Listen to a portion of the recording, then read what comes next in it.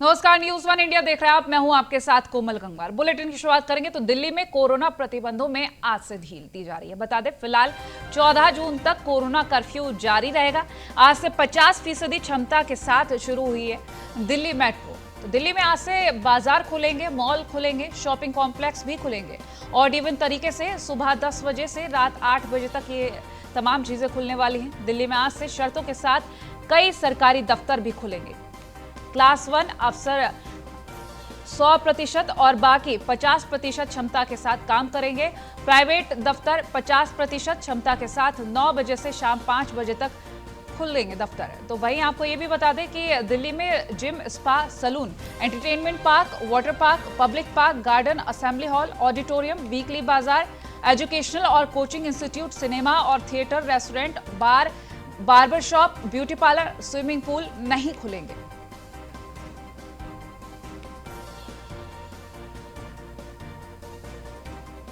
तो दिल्ली में आज से राहत। हालांकि आपको बता दें 14 जून तक ये कर्फ्यू जारी रहेगा, लेकिन कोरोना प्रतिबंधों से ढील है। कुछ शर्तों के साथ बाजार भी खुल सकेंगे और बता दें सरकारी दफ्तर भी खुलेंगे। तो आज से बाजार, मॉल, शॉपिंग कॉम्प्लेक्स, ये तमाम चीजें खुलने जा रही हैं। और एसोसिएट एडिटर ब्रजेश श्रीवास्तव हमारे साथ फोन लाइन पर जुड़ गए। ब्रजेश, कोरोना प्रतिबंधों में आज से ढील दी जा रही है, लेकिन 14 जून तक कोरोना कर्फ्यू जरूर रहेगा। फिलहाल जो बाजार खुलने जा रहे हैं और जिस तरीके से नियम लागू किया जाएगा, क्या कुछ खास रहेगा? देखिए, दिल्ली में अनलॉक की प्रक्रिया पहले से शुरू हो गई है। पिछले सप्ताह सबसे पहले फैक्ट्रीज को खोला गया। इंडस्ट्रियल जो डेवलपमेंट को लेकर के जो है, जिस तरीके से जो है फैक्ट्री है या फिर जो है रियल एस्टेट, इन चीजों को जो है खोलने की बात की गई। लेकिन सबसे बड़ी बात यह है कि जो सबसे प्रमुख है वो बाजारों को खोलने को था। तो आज से दिल्ली के अंदर बाजार खुल रहे हैं। आज से दिल्ली के अंदर तो आपको मॉल खुल जाएंगे, आपको जो शॉपिंग कॉम्प्लेक्स हैं वो खुल जाएंगे। इसके साथ ही मेट्रो का परिचालन हो जाएगा। लेकिन सबसे बड़ी बात यह है कि ऑड इवन के तहत बाजारों को खोलने का फैसला लिया गया है। इससे पहले भी जब अनलॉक की प्रक्रिया पिछले यानी कि पहली वेव में जो है खोले गए थे, तब एक एक करके इसी तरह से अनलॉक किया गया था और उसके बाद जो है ऑड इवन के तहत बाजारों को खोला गया था दिल्ली में। एक बार फिर उसी ऑड इवन पद्धति से जो है दिल्ली के अंदर बाजार खोले जाएंगे, ताकि रश ज्यादा ना हो। जो सरकारी कार्यालय है उनको भी खोलने का ऐलान कर दिया गया है। प्राइवेट जो ऑफिसेस है या प्राइवेट जो है जो संस्थान है, वहां पर भी अब 50% क्षमता के साथ जो है लोगों का आवागमन होगा। तो कुल मिलाकर के अगर देखा जाए तो ये प्रक्रिया जो अनलॉक की वो शुरू हो गई है और आज से दिल्ली के लोगों को खासी राहत मिलेगी, क्योंकि अनलॉक के तहत जो है एक एक करके व्यावसायिक उपक्रम आप खोल सकते हैं। लंबे समय से जो है सारे व्यावसायिक उपक्रम पूरी तरीके से बंद थे, लोग अपने घरों में थे। लेकिन अब जो व्यावसायिक गतिविधियां हैं उन्हें धीमे धीमे पटरी पर लाने की कवायद। चलिए, बहुत शुक्रिया। और दिल्ली से संवाददाता गुलशन सैफी भी हमारे साथ लाइव जुड़ गए हैं। उनसे जानकारी ले लेते हैं कि क्या कुछ खुला और क्या कुछ बंद रहेगा। गुलशन, अनलॉक किया गया है और आज पहला दिन है जहां दिल्ली अनलॉक की स्थिति में है। मैं आपको बता दूं कि दिल्ली की लाइफलाइन मेट्रो, इस वक्त मैं मेट्रो स्टेशन के बाहर मौजूद हूं, क्योंकि आज दिल्ली की लाइफलाइन मेट्रो को चालू किया गया है और तमाम तरह की जो दुकानें हैं इनको भी अनुमति दी गई है। लेकिन जिम, सपा, पार्क आदि बंद रहेंगे, सैलून बंद रहेंगे। लेकिन जो बाजार है और दुकानदार है, छोटी दुकानें हैं, मॉल है, उनको ऑड इवन के आधार पर खोला गया है। जी गुलशन, मेट्रो की अगर हम बात कर रहे हैं तो मेट्रो कितने प्रतिशत और कौन कौन सी लाइन खुलेंगी? देखिए, मेट्रो की सभी 10 लाइनों पर आज मेट्रो रफ्तार भरेगी। मैं आपको बता दूं कि 348 किलोमीटर का एरिया जो मेट्रो के पास है, आज तमाम स्टेशनों पर मेट्रो दौड़ेगी। और दिल्ली में 253 स्टेशन है और जिनके 682 गेट हैं, लेकिन उसमें से 260 गेट ही खोले जाएंगे। साथ ही मेट्रो में आने वाले जितने भी यात्री हैं उनको सामाजिक दूरी और मास्क आदि का ध्यान रखना होगा, जिससे जो है ये कोरोना की रफ्तार जो जिस पर काबू पाया वो दोबारा से न उत्पन्न हो। जी ठीक है। और साथ ही ये भी जानेंगे 14 जून तक कोरोना कर्फ्यू रहेगा, साथ ही ढील भी दी जा रही है। फिर इस कर्फ्यू में और क्या कुछ ऐसे नियम रहेंगे जिससे कर्फ्यू में लोगों को जागरूक रखा जाए और एक बाउंड्री बना के रखी जाए? देखिए, दिल्ली सरकार पहले से ही मैं आपको बता दूं कि जिस तरह अनलॉक कर रही है दिल्ली को धीरे धीरे, इससे पिछली बार जब दिल्ली को अनलॉक किया गया था तो दिल्ली में साइट कंस्ट्रक्शन साइट्स जितनी थी उनको खोला गया था, फैक्ट्रियों को खोला गया था। आज जो है तमाम मॉल और दुकानों को खोला गया है, साथ में 10 की 10 लाइनों पर मेट्रो की रफ्तार बढ़ रही है। अब जो कर्फ्यू की बात है, वो कर्फ्यू की बात इस तरह रहेगी कि कुछ पाबंदियां लगानी होगी, एकदम से दिल्ली को पूरी तरीके से छूट नहीं दी जा सकती, क्योंकि दिल्ली ने उस भयानक स्थिति को देखा है कि जहां ऑक्सीजन की कमी थी, जहां बेड की किल्लत थी, लगातार मौतों का आंकड़ा बढ़ रहा था, करीब 300, 400, 500 प्रतिदिन मौतों का आंकड़ा था। तो इस लिहाज से दिल्ली में जो कर्फ्यू रहेगा उसमें आवाजाही की रोक रहेगी, दुकानों को बंद कर दिया जाएगा, देर रात तक दुकानें नहीं खुलेंगी, सार्वजनिक स्थलों पर लोगों को खड़े नहीं होने दिया जाएगा और किसी भी ऐसी बात से बचा जाएगा जिससे भीड़ जुटे। जी, तो कयास लगाए जा सकते हैं क्या 14 जून के बाद पूर्णतः दिल्ली अनलॉक होगा? देखिए, इस तरह के कयास लगाए जा सकते हैं कि अगर मौतों का आंकड़ा और जो नए संक्रमित मरीज हैं वो सामने नहीं आएंगे तो निश्चित रूप से दिल्ली अनलॉक की तरफ होगी। मैं आपको वैसे भी बता दूं कि दिल्ली में जो इन्फेक्शन रेट है वो ना के बराबर रह गया और नए केस भी बहुत ज्यादा नहीं आ रहे हैं। तो इस लिहाज से एक कयास लगाया जा सकता है कि शायद 14 जून के बाद दिल्ली अनलॉक हो पूरी तरह। क्या आंकड़ा रह रहा है दिल्ली में कोरोना संक्रमितों का? कृपया सवाल दोहराएं। गुलशन, क्या आंकड़ा रह रहा है कोरोना संक्रमितों का दिल्ली में? देखिए, करीब 52 दिन बाद दिल्ली के अंदर 400 से भी ज्यादा नीचे मामले आ रहे हैं, जो बढ़कर एक समय में 28,000 पहुंच गए थे, वो 400 से भी नीचे हैं और 05.6 जो है नया इन्फेक्शन रेट है। फिलहाल वैकेंट बेडों की संख्या करीब 20,000 के आसपास पहुंच गई है और ऑक्यूपाइड बेडों की संख्या करीब 3,000 समथिंग कुछ रह गई है। तो इस लिहाज से कहा जा सकता है कि आंकड़ा जो है काफी सम्मानजनक है, कोरोना की रफ्तार में काबू पाया जा चुका है। ठीक है, चलिए, बहुत शुक्रिया। तो दिल्ली में 14 जून तक कोरोना कर्फ्यू जारी रहने वाला है, लेकिन आज से ढील दी जा रही है। बाजार, शॉपिंग कॉम्प्लेक्स, ये सब चीजें खुलेंगी, लेकिन gym, spa centre, entertainment park, इस तरीके की कोई भी चीजें नहीं खुलेंगी। और खबर लखनऊ से, टीम 9 के साथ सीएम योगी की बैठक। सुबह 10:30 बजे का वक्त तय किया गया है जब ये बैठक होगी। प्रदेश में कोरोना की स्थिति को लेकर इस बैठक में चर्चा होगी। बता दें, 4 जिलों में आंशिक कर्फ्यू पर चर्चा हो सकती है। लखनऊ, मेरठ, सहारनपुर, गोरखपुर, ये 4 जिले हैं जहां अभी भी कोरोना कर्फ्यू है। और आपको बता दें, प्रदेश के 71 जिले जहां कर्फ्यू से मुक्ति मिली। हालांकि आपको बता दें, कोरोना के आंकड़े लगातार बढ़ रहे थे, जिन पर नियंत्रण किया गया। आज टीम 9 के साथ जो 10:30 बजे बैठक होगी, उसमें खास चर्चा होगी कोरोना की स्थिति को लेकर और आंशिक कर्फ्यू जो 4 जिलों में लगा है उस पर चर्चा हो सकती है।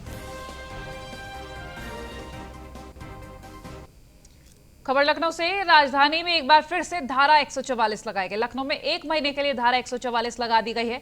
6 जुलाई तक शहर भर में ये धारा 144 लागू रहेगी। संयुक्त पुलिस आयुक्त पीयूष मोडिया ने यह आदेश जारी किया है।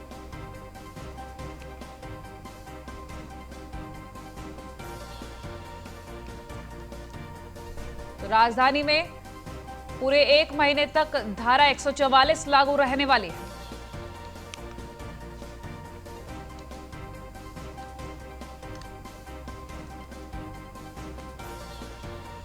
6 जुलाई तक धारा 144 लागू रहेगी। संयुक्त पुलिस आयुक्त पीयूष मोडिया ने यह आदेश जारी किए।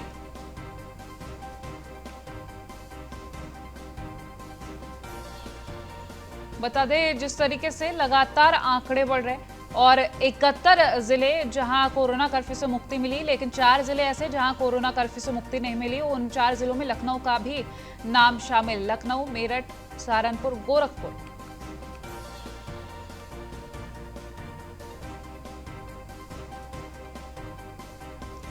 तो 6 जुलाई तक लागू रहेगी धारा 144। शहर भर में धारा 144 लागू करने के आदेश संयुक्त पुलिस आयुक्त पीयूष मोडिया ने दिए।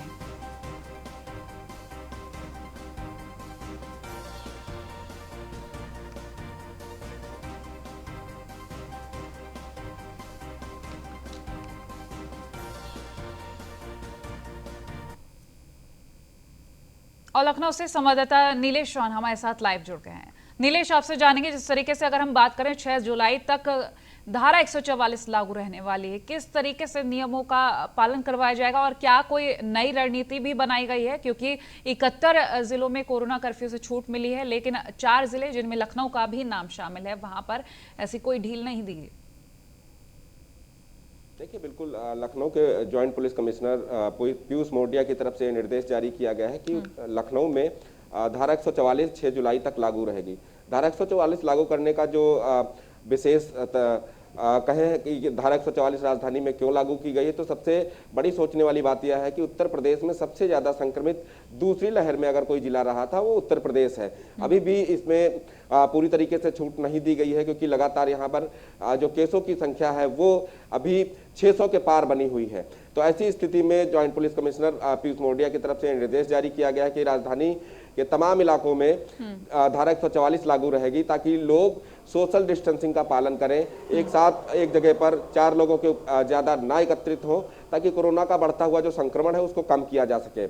कोरोना के संक्रमण ग्राफ को कम करने के लिए धारा 144 लागू की गई है और लिहाजा ये भी कहा जा सकता है कि आने वाले दिनों में राजधानी भी खुल सकती है। तो ऐसे में बाजारों में सोशल डिस्टेंसिंग का पालन कराया जा सके, दुकानों में सोशल डिस्टेंसिंग का पालन कराया जा सके, कहीं पर भीड़ भाड़ ना हो, कोई सार्वजनिक कार्यक्रम ना हो, उस लिहाज से धारा 144 काफी महत्वपूर्ण हो जाती है। और धारा 144 जब राजधानी में लागू होती है तो कहीं ना कहीं राजधानी की पुलिस भी धारा 144 को पूर्णतः लागू कराने का पूरा प्रयास करती है, जिससे कि कानून व्यवस्था तो दुरुस्त रहती है, साथ में ये भी कहा जा सकता है कि लोग एक जगह पर जब एकत्रित नहीं होते हैं तो कोरोना के फैलने का संक्रमण का ग्राफ जो होता है वो भी कम हो जाता है। ठीक है, और साथ ही आपसे ये भी जानेंगे, अगर हम व्यापारियों को लेकर लखनऊ में बात कर ले, क्योंकि व्यापारियों का बहुत बड़ा समर्थन मिला है, फिलहाल धारा 144 लगा दी गई है, अब उनकी तरफ से क्या कुछ सामने आ रहा है?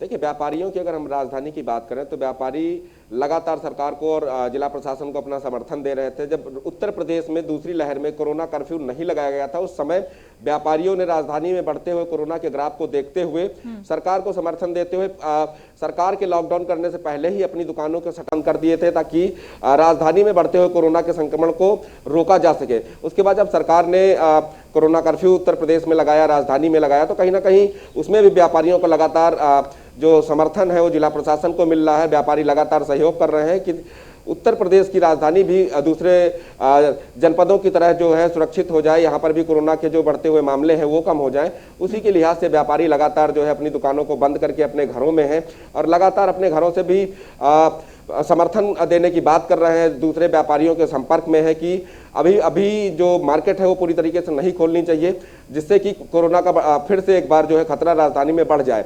तो कहीं ना कहीं व्यापारी भी पूरी तरीके से सरकार और जिला प्रशासन के समर्थन में नजर आते हैं। ठीक है, और साथ ही ये भी जानेंगे, क्योंकि 6 जुलाई तक धारा 144 लागू करने के लिए कहा गया है, ऐसे में क्या कयास लगाया जा सकता है कि इसके बाद अनलॉक हो पूरी तरह से, धारा 144 भी ना रहे?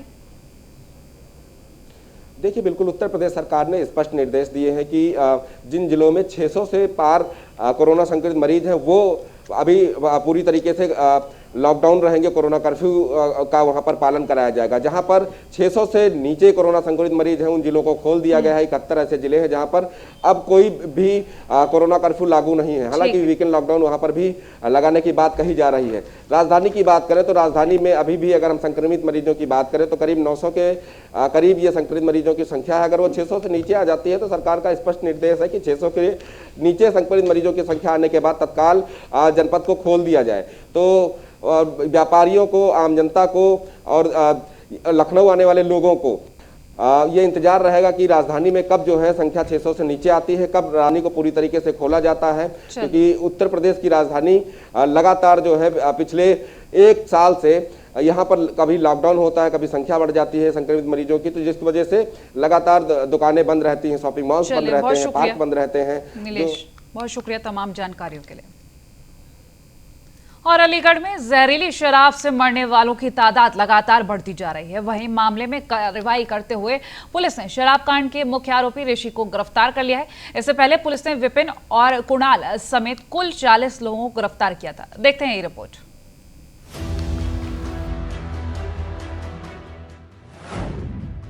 अलीगढ़ या माफियागढ़, अलीगढ़ को किसने बनाया माफियाओं का सैरगाह? अब गिरफ्त में अलीगढ़ का ऋषि। बेनकाब होगा रहस्य। अलीगढ़ या माफियागढ़, दोनों में से कुछ भी कहें, एक ही बात है, क्योंकि इस वक्त जो हालात हैं वो यही बयां कर रहे हैं। परत दर परत एक के बाद एक शराब माफिया पुलिस के हत्थे चढ़ रहे हैं और मामले में रोज बरोज तमाम खुलासे हो रहे हैं। अब जहरीली शराब कांड का मुख्य आरोपी ऋषि शर्मा पुलिस की गिरफ्त में आ गया है। पिछले कई दिनों से पुलिस ऋषि की तलाश कर रही थी। जब कई दिनों तक ऋषि का कुछ पता नहीं चला तो पुलिस ने उस पर 1 लाख रुपए का इनाम घोषित कर दिया था। ऋषि शर्मा से पुलिस को कई अहम सुराग मिलने की संभावना है। इससे पहले पुलिस ने बीते सोमवार को 50,000 के इनामी विपिन यादव को भी गिरफ्तार किया था। इस मामले में कुणाल शर्मा समेत 40 आरोपियों को पहले ही गिरफ्तार किया जा चुका है। जनपद अलीगढ़ में शराब से हुई घटना के संबंध में यह अवगत करा दें कि एक बड़ी सफलता अलीगढ़ पुलिस को मिली है, जिसमें 1 लाख के इनामी अपराधी ऋषि शर्मा को पुलिस द्वारा बुलंदशहर बॉर्डर के समीप से गिरफ्तार कर लिया गया है। यह भी विदित हो कि इसमें 50,000 के इनामी विपिन यादव को पूर्व में गिरफ्तार किया जा चुका है। इसके अलावा ऋषि शर्मा के भाई मुनीष शर्मा जो 25,000 का इनामिया था उसको, एवं अनिल चौधरी का साला जो नीरज चौधरी था जो भी 25,000 का इनामी था, उसको भी पुलिस द्वारा गिरफ्तार किया जा चुका है। वहीं ऋषि की गिरफ्तारी के बाद पुलिस को बड़ी कामयाबी हाथ लगी है।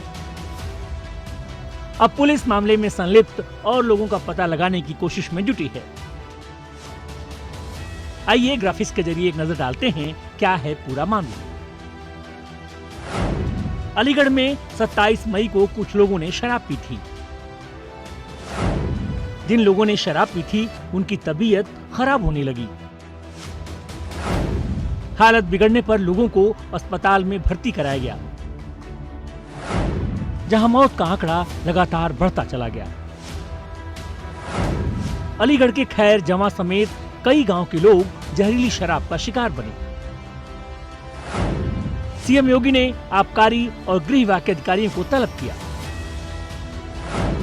तमाम निर्देश दिए गए और फिर कार्रवाइयों का सिलसिला शुरू हुआ। 31 मई को सीएमओ ने 71 शवों के पोस्टमार्टम की बात कही। जाहिर है पुलिस की सक्रियता के बाद जहरीली शराब कांड के मुख्य आरोपी को गिरफ्तार कर लिया गया है। लेकिन सवाल उठता है कि जिसकी वजह से या यूं कहें जिस प्रशासन की वजह से ये जिला माफियाओं का गढ़ है, उन पर अब तक कोई कार्रवाई क्यों नहीं हुई? अगर ये कार्रवाई पहले हुई होती तो आज न जाने कितने अपनों के बीच होते। Bureau report, news 1 India. Prayagraj से खबर, पुलिस पर हमला करने वाले 3 गिरफ्तार किए गए हैं। कल पुलिस और ग्रामीणों में झड़प हुई थी, कई पुलिसकर्मी घायल हुए थे। फिलहाल बता दें उन पर एफआईआर भी दर्ज की गई। लॉकडाउन का पालन कराने के लिए पहुंची थी पुलिस।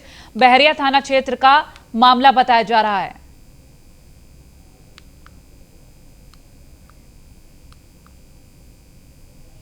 तो ये तस्वीरें भी आपको दिखा रहे हैं जो ग्रामीणों और पुलिसकर्मियों के बीच झड़प हुई थी।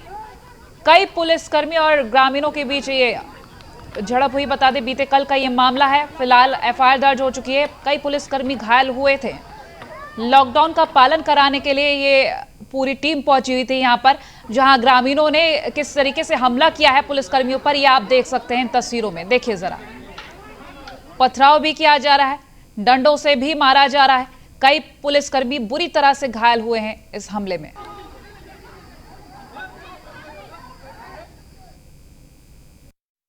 वो निशान चढ़ने के लोग आए, पता नहीं था कि ये बाड़ी के लोग हैं, सिकंदरा के हैं लोग, हरवाई के हैं लोग जी, नाम पता नहीं था जी। इतना आसानी से लोग तेज करने लगे जी। और हम लोग सोचे कि भैया आप लोग बगल हो जाइए, मत तैयारिए, आज संडे है ना, नहीं चढ़ाने मत चढ़ाइए आप लोग। और मना हुआ है तो कर नहीं हम लोग चढ़ाएंगे। और लग रहा है कि आगे से प्लानिंग बना हुआ था मारपीट का, तो मार शुरू हो गया है। 10 ईंटा पत्थर डंडा लाठी चलने लगे। तो आपको चोटें कैसे लगी? हमको छोटे भैया पता नहीं क्या, हम देख नहीं पाए भैया, हम पीछे से ही मारा गया। आपको डंडे से मारा गया? डंडा था क्या था हम बता नहीं सकते।